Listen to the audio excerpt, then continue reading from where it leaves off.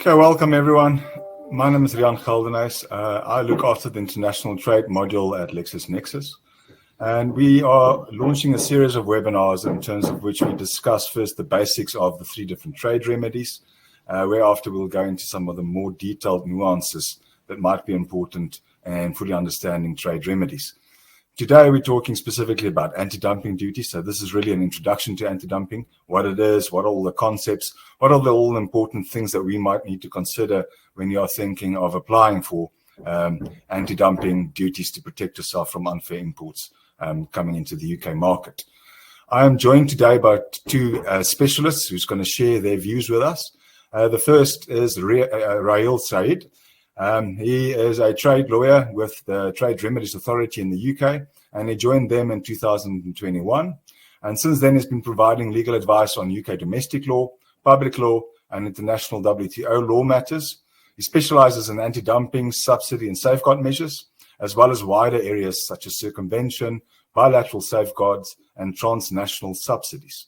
Raheel is admitted as a solicitor of England and Wales, and he has over 6 years post-qualification experience and 10 years working in government, where he has gained regional management experience of established legal teams and Tier 1 judiciary across London.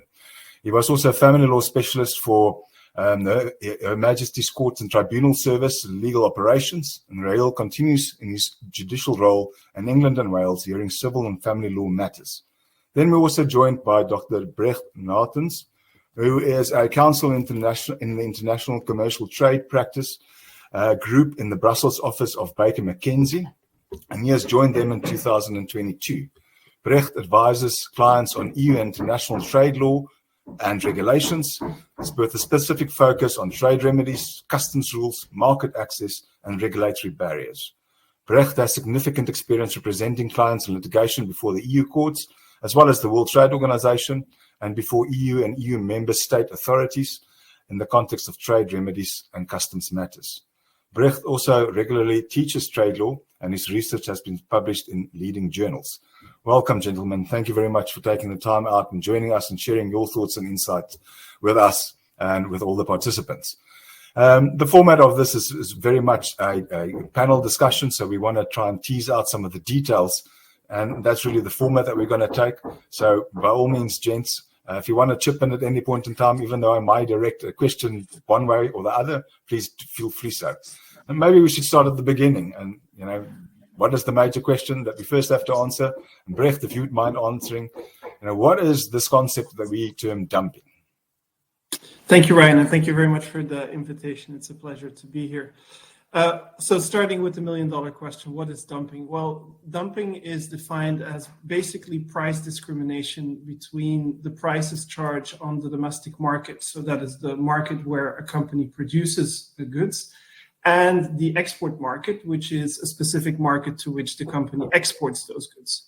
So in the context of the UK, goods are being dumped on the UK market if there is price discrimination between prices on the UK market versus prices on the market in which the good is made.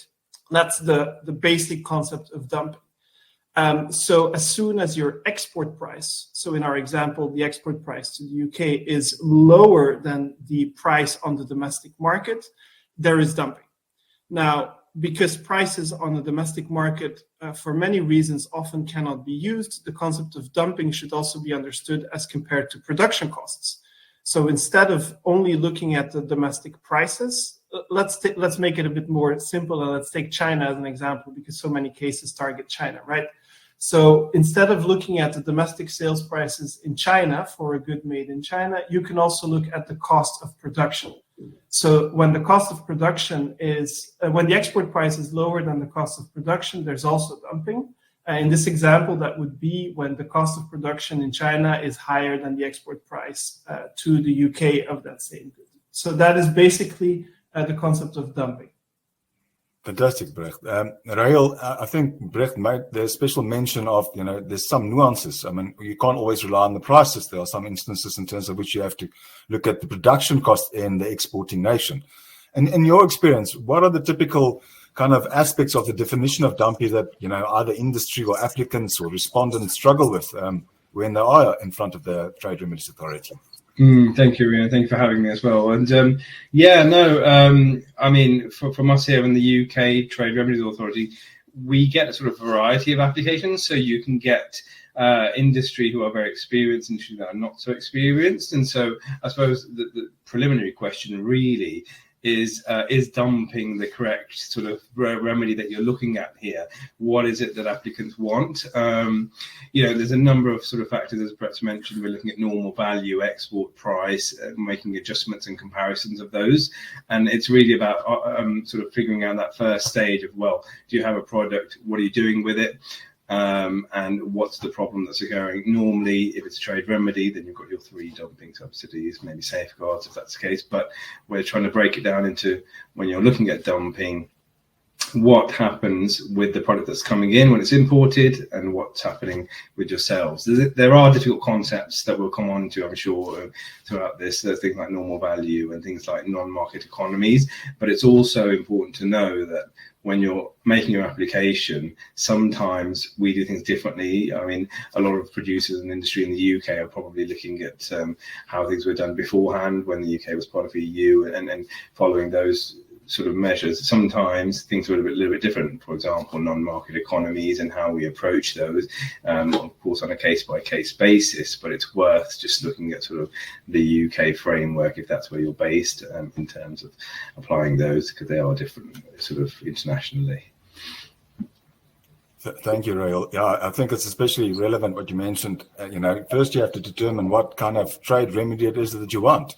And often it is, as you get to what Bregt mentioned, if you start looking at cost of production, you realize actually what's going on here is the appropriate remedy would probably be a subsidy. But be that as it may.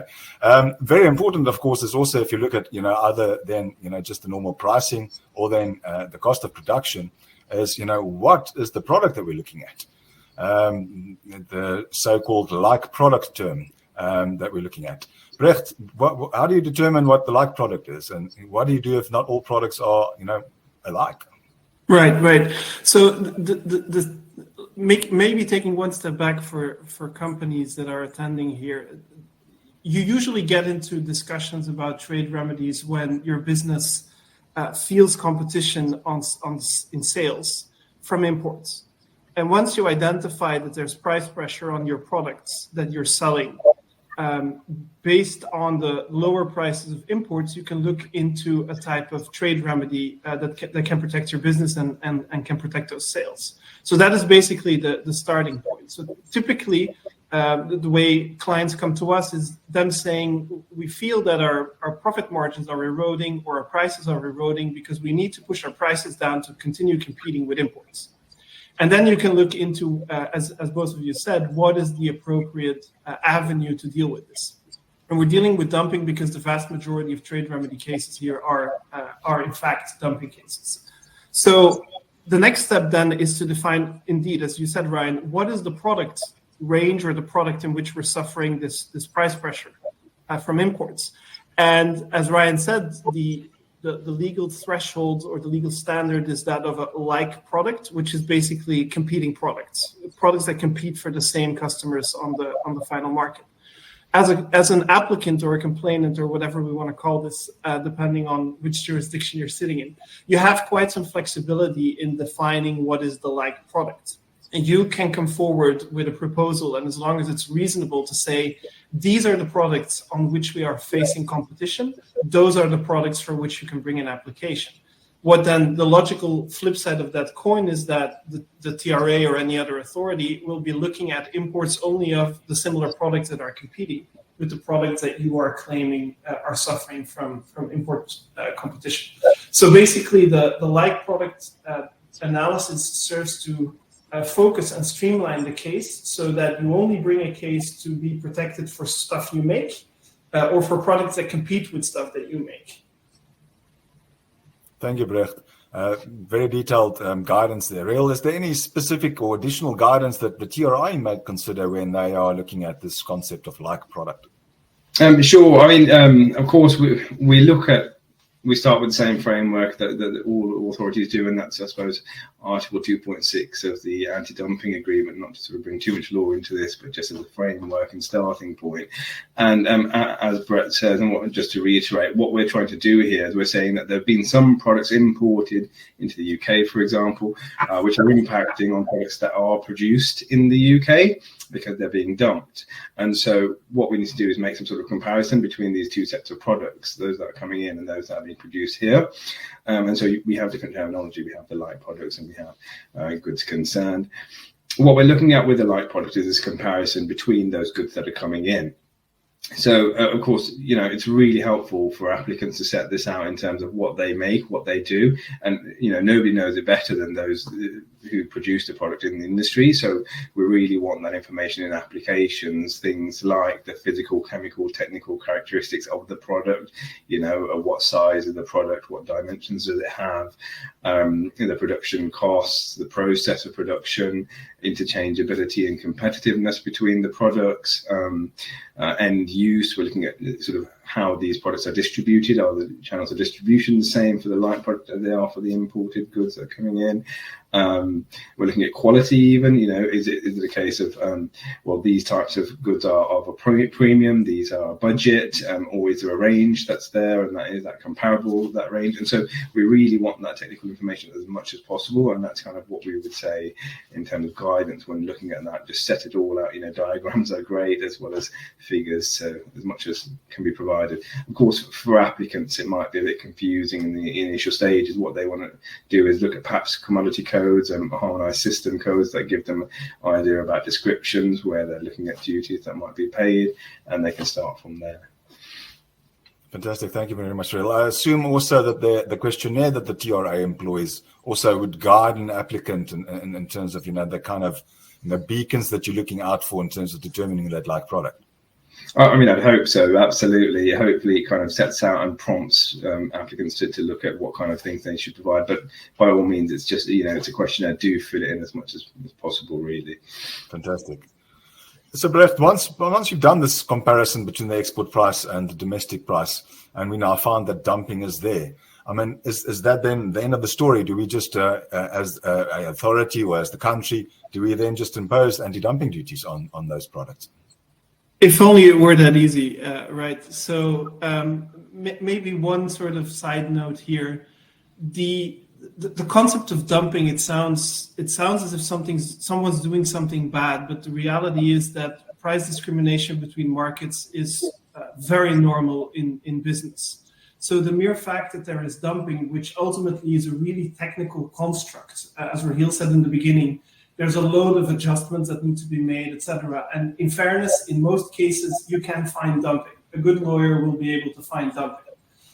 So the fact that there's dumping does not and also should not suffice to impose these protective measures, because otherwise there would be pretty much no more free trade and all trade flows would be covered by anti-dumping measures. So no, first you find dumping, which is step one.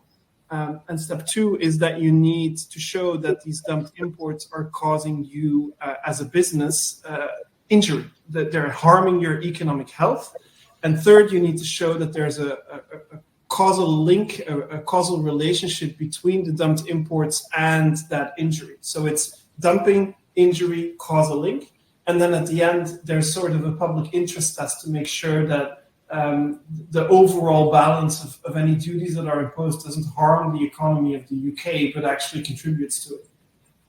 Fantastic. Thank you very much, Bregt. And Raheel, how would the applicant go about, you know, proving that they've suffered injury? If it's a conglomerate or a bunch of people join together to bring it, or, you know, an individual company? Absolutely. It's not easy to start with, to be honest. I mean, of course, there's, again, we start with the framework of the anti-dumping agreement and the WTO sort of law there. But in reality, when it comes to injury, there's no prescribed way of determining sort of what's called an injury margin, or how much injury has been suffered by an applicant. And so most authorities globally tend to do it in a couple of different ways. One of those might be undercutting, the other one is likely to be underselling. And so, as I say, the first thing is we need to show that the injury is caused by those dumped imports.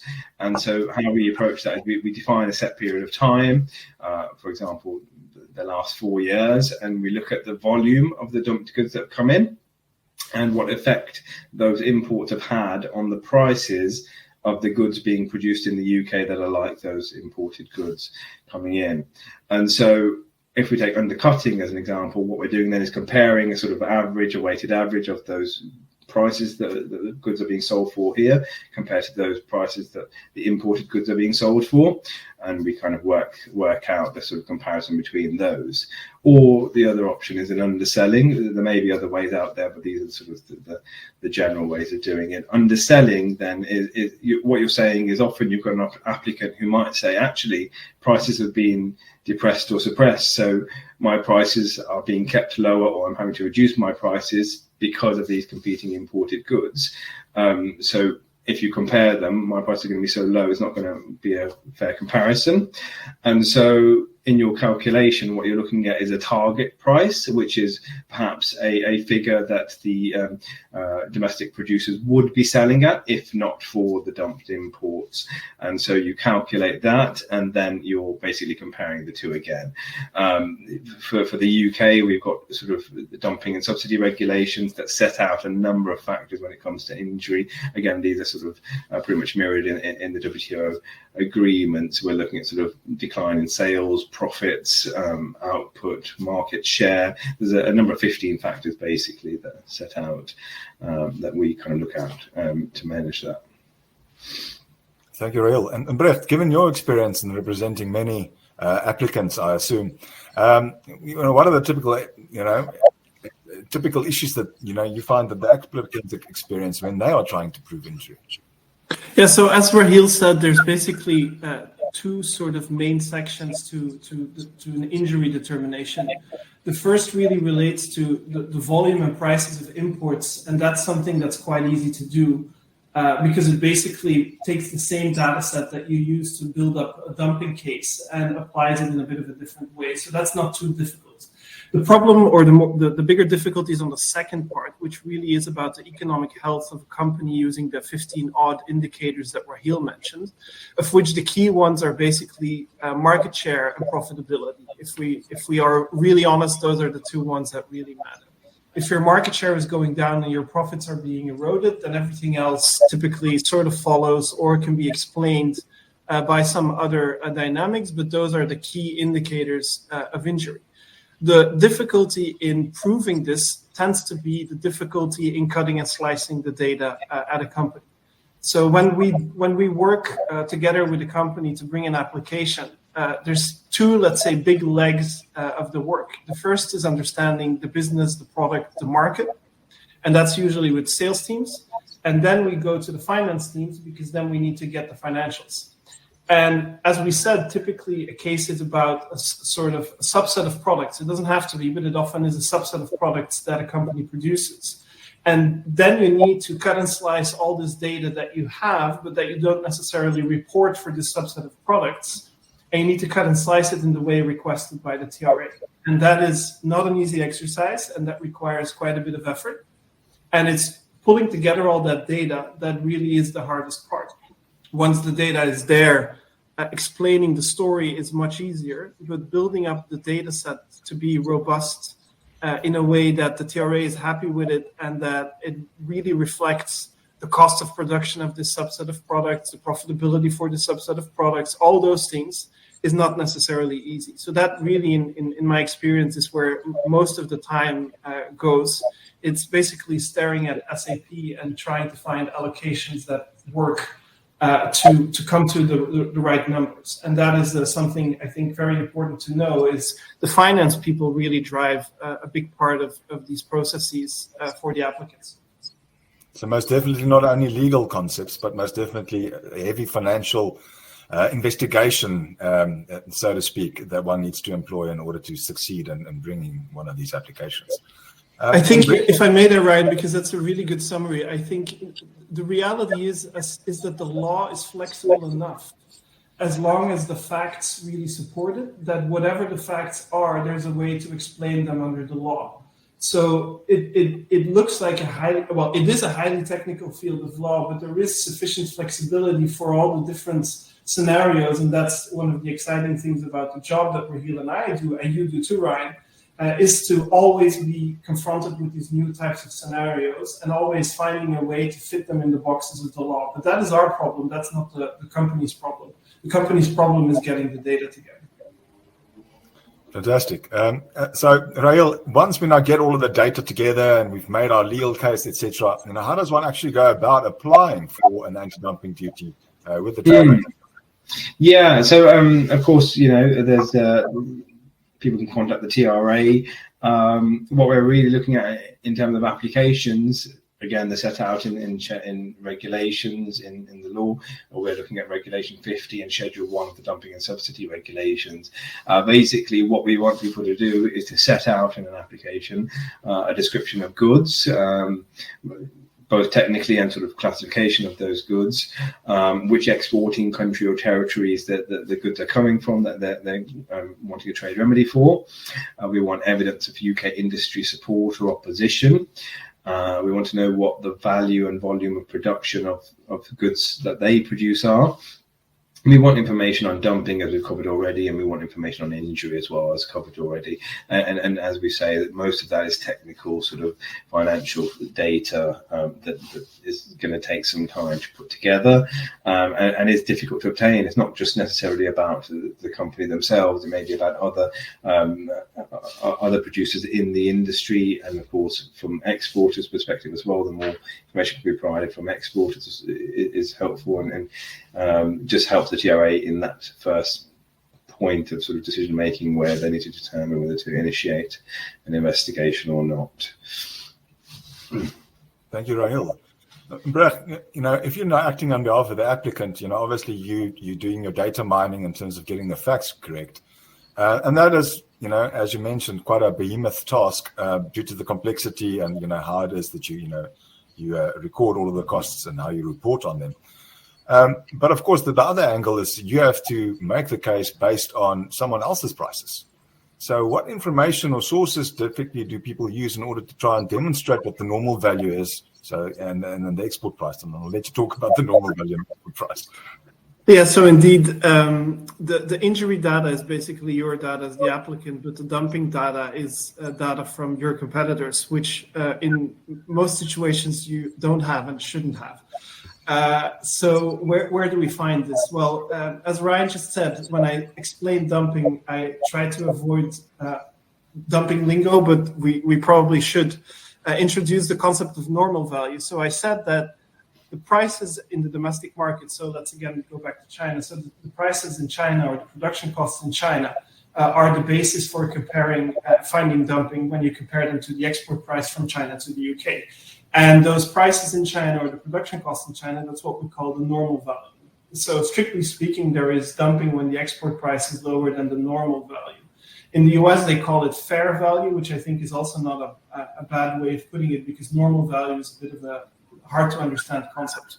But so in any event, you need two things. You need a normal value and an export price. The export price, depending on the industry you're in, can be quite easy because import statistics are available at quite disaggregate level.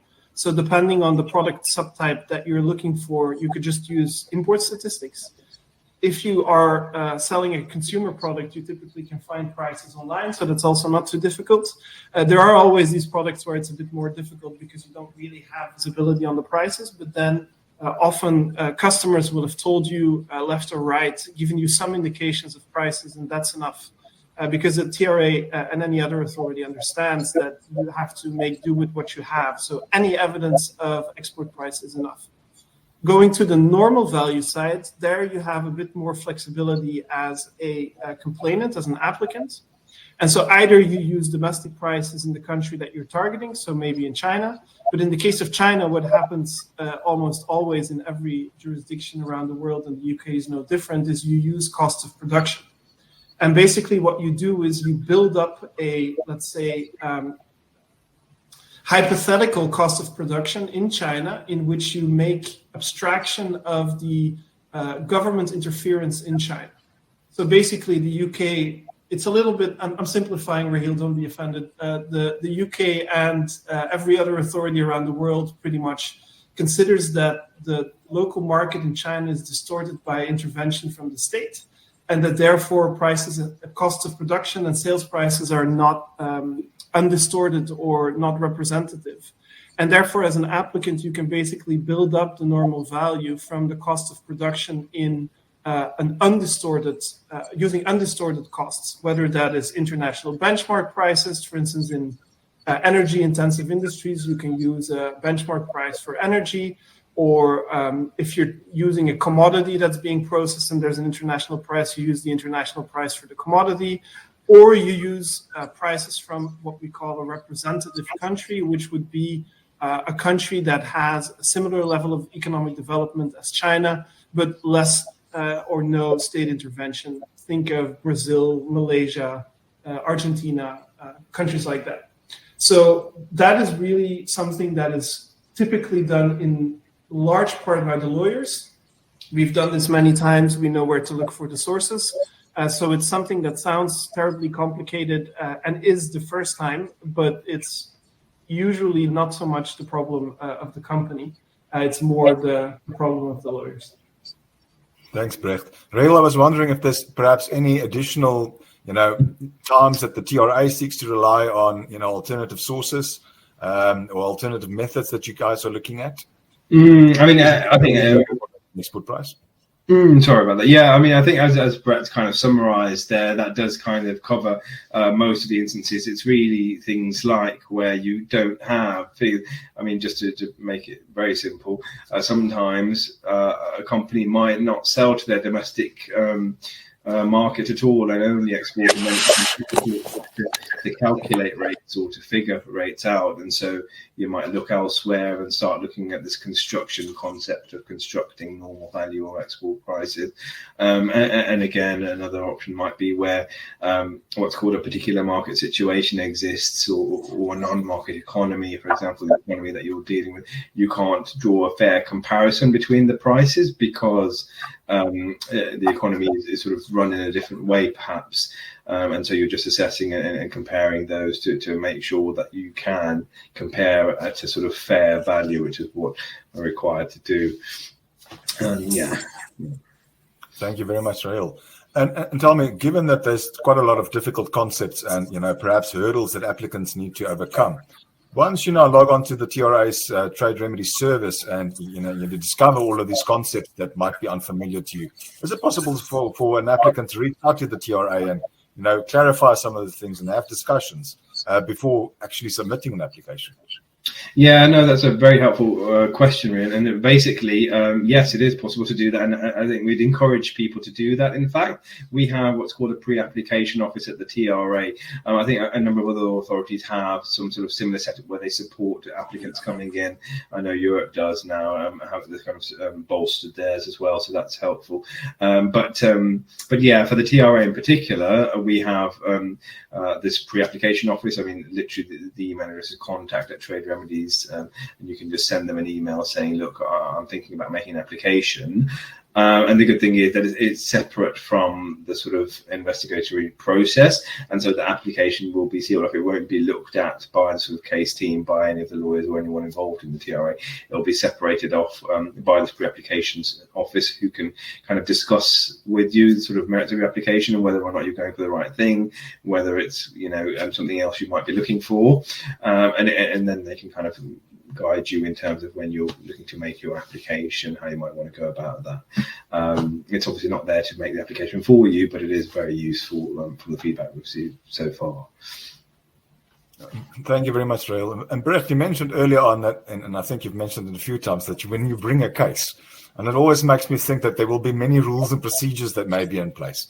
So, one of the first things I think as an industry you'd want to know is, once I now apply for the anti-dumping duties, how long does it take before it's imposed? If, of course, I'm successful. Yeah, generally one of the first questions indeed. And the unfortunate truth is it takes a while. So I guess the unfortunate truths are it's not easy. It takes quite a bit of work and it takes a while. But the reason why we see so many cases is the payout at the end of the road is huge. We might still get to that later on, but it tends to be really worth it. Now, if you are feeling the heat from the business saying we're losing sales, then there's really no time to waste, because in reality, it takes most companies between 3 to 6 months to prepare the application. The faster the data comes, the quicker it goes. We as lawyers also need time to write it up, of course, but from experience, it's usually adding something else to the finance team's typically very full agendas that really requires quite a heavy lift is where things slow down a bit. So realistically, it takes 3 to 6 months to get the application done. Then it needs to go through the pre-approval process.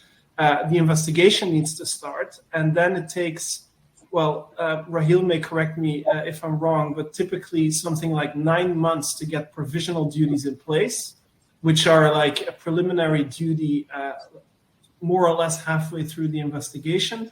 And then it takes about 6 more months before you get your final results. So adding up those months, it's 6 plus 9. It's a little bit more than that in reality. It's almost a year and a half from the day you decide to go forward before you have duties in place. It can be a bit quicker, but a year and a half is probably a fair estimate. And so again, if the heat is there, that feels like an awful long time, and it can be compressed a bit. But a year and a half is, I think, a good estimate. What do you think, Raheel? Yeah, absolutely. I mean, I think that's about right. We've obviously got the guidance in the legislation. The again, an anti-dumping agreement looks at sort of investigations not taking longer than 18 months, and that's kind of where they fall as a ballpark, generally speaking. I mean, these are, complicated investigations and onerous for applicants as well as for sort of exporters, generally speaking. It's a lot of information, a lot of sort of work that needs to go into them, and it's unusual to see anything sort of much shorter than a year, I would say. Thank you, Raheel. Brett, you mentioned that, typically halfway through, it's possible to get, provisional measures. How do we get this interim? Is it something specifically that you need to apply for? Because I think quite a lot of people would be quite interested in that, especially if, like you're saying, you're already feeling the heat, you are bleeding. How do we stem the flow? Yeah, so at the TRA so far, what we see is in most cases, the TRA tends to impose provisional duties. It's the same in the EU. But it really depends on the jurisdiction. For instance, in India, it's quite rare to have provisional duties. So it depends a bit on the authority in the country in which you're bringing a complaint. But at least in the UK and in the EU, the habit is to impose these provisional duties because, as Raheel says, it takes a while, and everybody understands that you don't bring this case for fun. So it's only good to get protection as soon as you can. On top of that, so let's say provisional duties come in place 9 months after the investigation formally starts. So you create the application, you submit it in the sort of pre-phase, and then it gets formally opened. Then you have 9 more months on average, until you get your provisional duties in place. If in the meantime there's been stockpiling, evidence of stockpiling by the exporters, which happens quite a lot, you can ask for the registration of imports, and you can ask for retroactive imposition of duties for a period of 90 days before the provisional duties kick in place. So that gives you a little extra kick, and it's quite rare. I mean, it's not in every case that these retroactive duties get in place, but there's a tool there to try and avoid precisely that stockpiling that I mentioned. Because otherwise, it's a bit easy. If you have 9 months as an exporter, you can basically rent a huge yard and just ship a couple of years worth of material. So to avoid that, you have this the stick behind the door of registration and retroactive duties that are a sword of Damocles hanging above the head of the exporters, and help protect the industry a bit quicker. Thank you very much for that, Brett. Raheel, we're talking quite a little bit in terms of the timeline, getting provisional duties in place, getting final duties in place. But can you talk us through, what are the various steps within the investigation process? Absolutely, yeah, it'd be helpful, I suppose, for context. Starting off then with, as Brett said, you make an application, or you're considering making an application. There's that pre-initiation phase, which is where we're looking at what's going to happen, basically, in terms of this case. Is it one that's going to be investigated or not? And so that's the starting point. We start with that pre-initiation. Once we've decided, actually, this is a case that needs investigating, we go ahead and initiate. It then goes on to the information gathering element, and that's going to get sort of more information from the applicants, from downstream, upstream, from importers, from exporters, and it gives there's a period for people to register on board the case and get involved in the case. Once they're registered, once we've gathered that information, it's then basically a verification stage, and this is where we are. It's almost like auditing, really. We're looking at those figures in detail. The TRA is going out to speak with exporters, to speak with the domestic industry, looking at their figures and sort of just figuring out what's happened on the data in the numbers. Once that's happened, that's typically we're in 6 months, 6 to 9 months now after having done all of that. That's when you're looking at your provisional duties, your preliminary determinations as to whether measures should come into place. Once we've gone through that, the TRA then will look at publishing reports, so something called a SEF, or Statement of Essential Facts, or SIFD in terms of safeguards, but they produce these reports that will then set out what the basis for the potential recommendation might be. It will give parties an opportunity to consider that report, to make their comments on it, make submissions on it. We then get to the response stage, where a recommendation will be made from the TRA to government. In other jurisdictions, it's a little bit different. It'll just be the same sort of in-house government making the determination at that stage.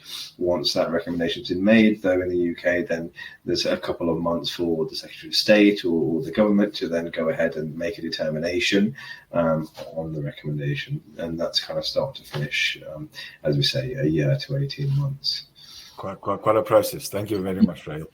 Brett, maybe it's an unfair question, but when you're acting on behalf of the applicants, what do you think, in your experience, is probably the most critical step during the investigation? So, as Raheel said, there's from the perspective. So, Raheel's outline is from the perspective of the TRA. From the perspective of the applicant, I think there's basically 3 main phases. The first is the application. The second is the questionnaire, which you need to complete, which is some information that you submitted in the application, but also some other information that you need to submit. That's quite a heavy lift in the UK. And the third, indeed, is this verification or audit. It's really much like an audit. I happen to have been in one last week, and it feels like an audit. It is an audit. We just call it verification. So those 3 things are basically the key, the key big steps. And the sort of red thread between the 3 is, if your data set from which you've started compiling your economic health data, if that's a robust data set, that's not too complicated, because sometimes with the finance teams, they want to be so precise that it gets really complicated. But if it's not too complicated, because it requires to be updated sometimes. So if it's not too complicated and it's relatively easy to audit, then everything is much smoother. So for me, the critical step is building that data set in a way that is okay for the finance people and okay for the TRA, which isn't necessarily the same thing, because you're looking at this from a different perspective, right? So the guidance that we try to give there is really to make it relatively easily auditable, so that the data set itself becomes sort of the cornerstone of everything, and that makes it so much easier. Everything else is sales data, marketing data, sales information, which tends to be much more easily available, and a lot of legal submissions, but that's not difficult. It's just a lot of work. It needs to be done, but it's not per se difficult if the data is there. Yeah, absolutely, Brett. Brett, I would agree with you. I mean, I think I would probably even term it a little bit further. It's not just an audit. It's probably closer to a forensic audit. It's very intense. It is. Yes. So, Raheel, once we are successful, for how long do the applicants get the protection in terms of the anti-dumping duties that may be imposed? So I mean, generally speaking, again, the guidelines are that you can't go beyond 5 years for an imposition of a duty in the first instance. Here in the UK, we have legislation that sets out that we will look to put a measure in place for 5 years unless there's a reason not to do so, in which case it would be much shorter than that, but it is, of course, on a case-by-case basis as to the length of time that it would be. But we're looking at sort of 5 years, after which period there may be an expiry review or a sunset review, as what might be called, to look at whether those duties should remain in place or not. Thank you, Raheel. And then I assume that the expiry review, you will again, then, in terms of the legislation, either impose it for 5 years unless there's reason to impose it for a shorter period of time, correct? Absolutely, it depends. I mean, I think there's a bit more flexibility there, generally speaking, but it just depends on the sort of case by case as to how long people. Bregt, once we've got these duties imposed and it's still within the time period that they're valid, is there a way for industry to apply to get them varied for some other reason? Whether that is to increase them because dumping has increased, the remedy hasn't been effective, or maybe we need a decrease for whatever the reason may be. I'd have to find the first industry that wants a decrease. But maybe going back to Raheel's point, so in the UK, of course, this is all still relatively new, but in the EU, we now have about 40 years of experience. And there we see that on average, duties stay in place for close to 12 years. So that's 2 cycles of an investigation. So provisional duties, basically 5 years, then a sunset review during which the duties stay in place, and then another cycle. So basically, that's what I was alluding to earlier on, yes, it is an effort. Yes, it is difficult. Yes, it is a lot of work. But if you do this well, you have 12 years of protection from key competitors on your domestic market. So that tends to be quite a significant upside for the business, and that's why there's so many cases, basically. The economics are that the sales that you can win back over a period of 12 years need to be set off, at least 5 years, but let's say on average 12 years need to be set off against the cost of bringing this case, the burden on the business. So going to your question, Ryan, yes, they can be varied if need be. There's multiple instruments. Again, the legislation is quite flexible to deal with whatever situation is there. The most straightforward one is a changed circumstances review or an interim review. Let's say that one of the key exporters does something like build a new factory to add to its production line, for instance, then you can ask as the complaining industry for a review. But you need to be quite careful that you don't end up with a lower duty, because if you ask for a review, you can't just ask for a review to go up. It can also go down. A review is a review, right? A related point is what we often see is that exporters want to mitigate the impact of the duties on their business, and they consider reshoring their production or part of their production. And this is something you mentioned in the introduction about Raheel's practice. It's called circumvention. And that's also something for which the rules are set up to precisely avoid this type of behavior, unless it's legitimate de novo production in a third country. But if it's just shifting part of the assembly or something similar to a third country, then that also gets caught. And if the exporter just absorbs the duty, then there's also a procedure called anti-absorption for that. So there's a lot of tools to ensure that after everybody has made this effort, the applicant, the TRA, the government deciding on imposing the duties, and even the exporters, that the duties then ultimately are also effective. So that is something that I think the legislation does really well. Those processes are faster, they're easier, and they tend to provide protection from day one rather than a day or 18 months down the line. So this is dealt with pretty well in the rules.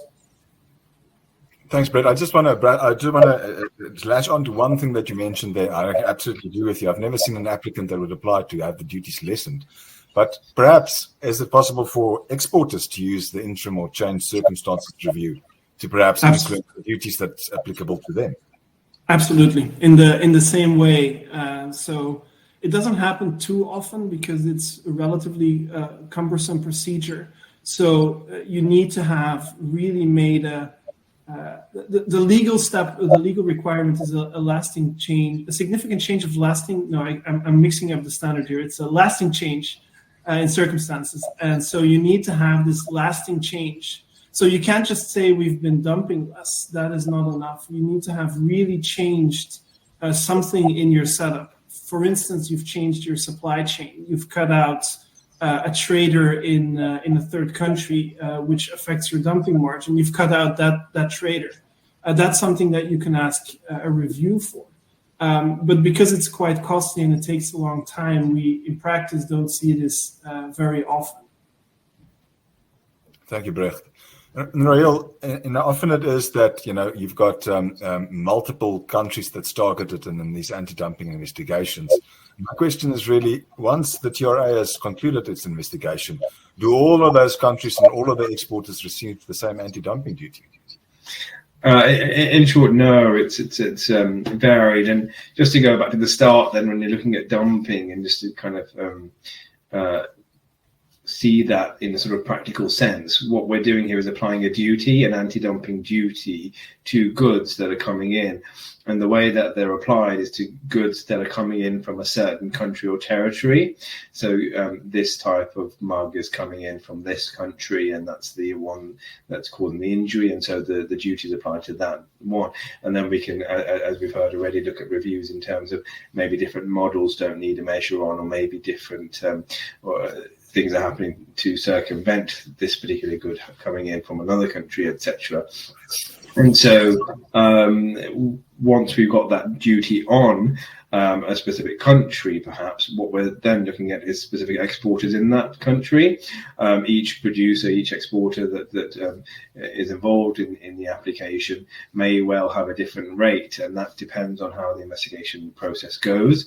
There are rates for those exporters that might cooperate with the investigation. There are those rates for those that may not cooperate with the investigation. Maybe there's no data, and so certain sort of assumptions have to be made based on facts available. And then rates are sort of varied for that purpose. And so there is a wide sort of range of how these duties are applied in practice. There could be accumulation, which means that goods from not just one country, but many countries are coming in together. It's the same good, essentially, for the purposes of the investigation. And then the sort of measures that are applied, again, will be varied by exporter, perhaps by country, or similar. And so although all these things can be in one investigation, it might not mean one figure for all.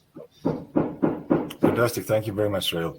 Bregt and Raheel, I wonder, is there any other parting shots you want to give? I see that we've got no questions thus far that any of the participants might have asked.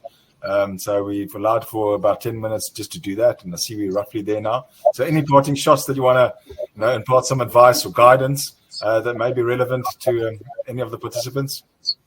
I think picking up on your last question about the level of the anti-dumping duties, this is together with timeline and legal spend, typically the key questions that any applicant has. What will we get out of this? And it's a very, very hard to answer question because it depends on so many variables and so many factors. But again, the European Commission, with the 40 years of experience that we have, and I think we're at 700 odd cases now. When they pull together the data, you see an average of around 30% in duties. And it can be 0, it can be 100, but on average, it's 30%. And the impact of these duties, again, on average, is about 85% reduction in the import volume. Again, this depends on the industry and how many other options there are to source, but very, very roughly speaking, that's a good sort of starting point, is the duty levels will be high enough to discourage the majority of the imports still coming in. All the opportunistic imports typically fall away, and it goes back to the more stable flows. So that is a key thing to keep in mind. Is it's hard to say how much it is, but again, usually these cases are effective, which is why we see companies around the world bringing these cases pretty much on a daily basis. There's about 300 cases a year, reviews and fresh cases initiated around the world. So that's pretty much one per day. And that shows that this is a really effective instrument to ensure that the playing field is leveled.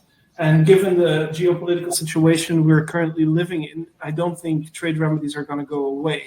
So it's not only for protection on your domestic market, but it's also worth considering exposure on your key export markets. If you sell a lot to the US, to India, to Europe, to Brazil, or to the UK for that matter, it's also worth considering how any of these investigations might affect your business. It's becoming more and more a cost of doing business, these cases. So it's good to get them in your more general trade strategy and get them also to the attention of higher positions in the company. I think 10 years ago, CEOs or GCs rarely dealt with dumping cases. Now we deal directly with a lot of GCs because they appreciate how important this has become in the world we are in compared to the world we were in 10 years ago, which really, from a trade perspective, was a completely different world. So with that gloom, I'll leave it to Raheel. Raheel, if you've got something, otherwise there's a question that that was asked. I don't know if you've got an answer, but if we're willing to give it a bash, we can try. Happy to take it on, sure. Sure. I mean, I understand that the TRA has had a very short lifespan thus far, but the question is, what percentage of applicants have had a successful outcome within the UK? Well, yeah, it's a good question to be fair, but as you say, with us in the UK, it's a very short time frame to look at, and we've had very few actual new applications as of yet. They are sort of building up, and I think it's really a case of industry understanding the process of making applications and whether they should be coming forwards or not. And that's it is up and coming, and we're seeing more and more people sort of asking the questions. It's just they haven't sort of come into application yet. But I mean, I don't have an exact figure in terms of percentage, but what I would say is that in terms of the new applications for anti-dumping measures that we've had, from my knowledge, the investigations that we finished, I think all of them have come up with a duty, or at least maybe bar one, but all of them have come up with some sort of duty that I know of. So yeah, it's not, it's rare that they're unsuccessful once they've been investigated in terms of coming up with something. I can't obviously say, no sort of guarantees there in terms of if you make an application, you'll get what you want, of course. But generally speaking, a lot of sort of work goes into these applications before they become initiated. So as we said earlier, it's worth having those discussions with sort of, for example, our pre-application office or the support sort of systems in place elsewhere, whichever jurisdiction you're looking at, and discussing whether this might be a viable application, because oftentimes, even if the applicant themselves aren't sure, there's a lot of information out there that would mean that actually this is something that needs to be looked at for the industry. One thing we didn't touch on throughout this conversation was something around economic interest, and what we do in the UK, what others do as part of their public interest test, as Brett mentioned in the beginning, is to look at the sort of wider impact of duties on the economy as a whole.